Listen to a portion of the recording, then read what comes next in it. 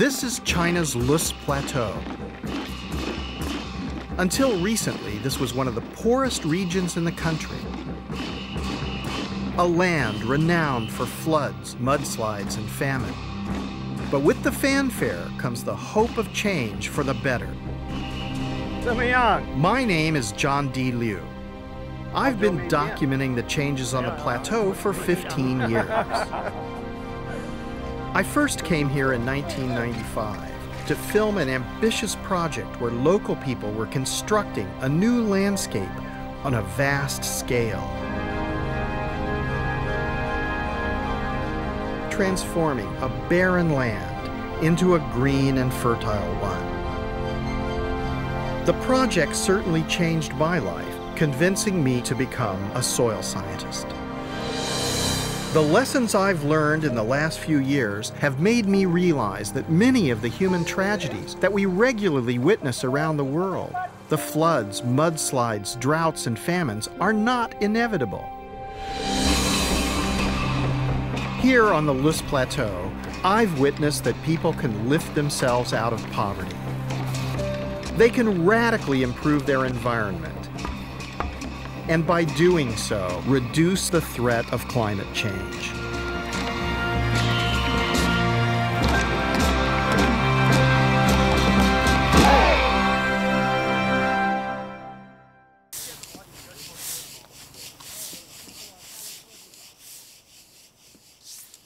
One thing that became apparent early on is the connection between damaged environments and human poverty.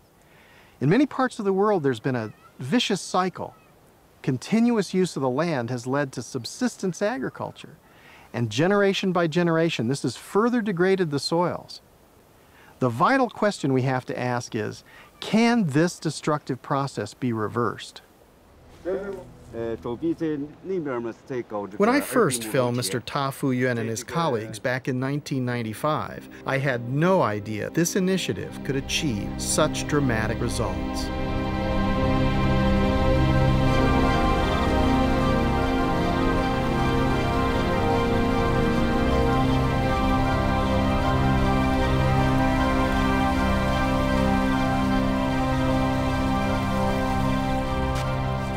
The effort that people put into converting their slopes into terraces has resulted in a marked increase in agricultural productivity.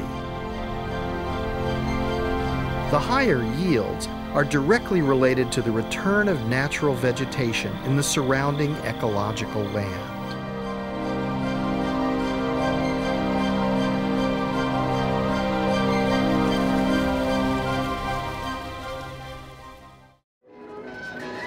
As a result of its success, the lessons learned from the Lus Plateau rehabilitation are now being applied all over China. But could such projects work elsewhere in less centrally controlled societies, with fewer resources and different soils?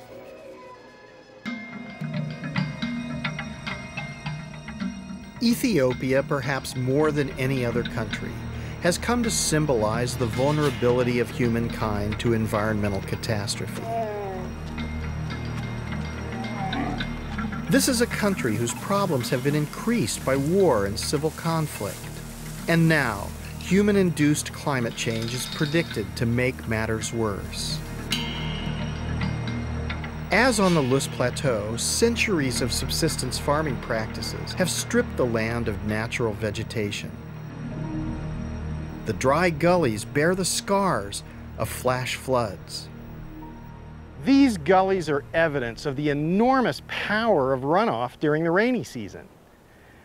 Without vegetation cover on the hillsides, when the rains come, the water doesn't soak into the ground but flows away in a flood. Then it's not available for agriculture during the rest of the year. This leads to drought, and famously for Ethiopia, famine.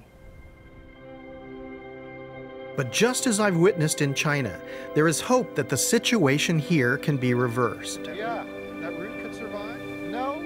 In just 6 years, Professor Legessa Nagash and local villagers have transformed a severely eroded terrain by planting indigenous trees and plants. Almost miraculously, a clear flowing stream has emerged where once there was a muddy trickle. How is it that it's possible for you to get the stream to flow throughout the year? It is because of the vegetation cover, which has been regenerating on this mountain.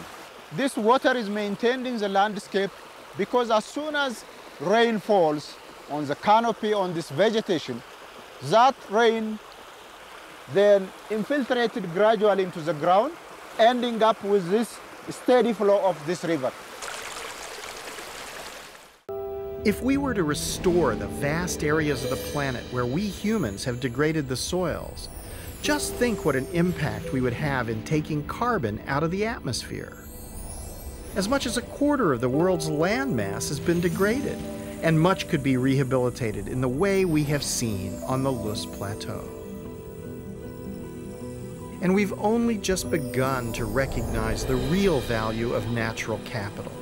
Surely investing in the recovery of damaged environments is a cost-effective way of solving many of the problems we face today. What we've seen in China, in Africa, and around the world is that it's possible to rehabilitate large-scale damaged ecosystems. If we can transfer the capital, the technology, and empower the local people to restore their own environment, it'll have enormous benefits. Restoration can sequester carbon, reduce biodiversity loss, mitigate against flooding, drought, and famine. It can ensure food security for people who are now chronically hungry. Why don't we do this on a global scale?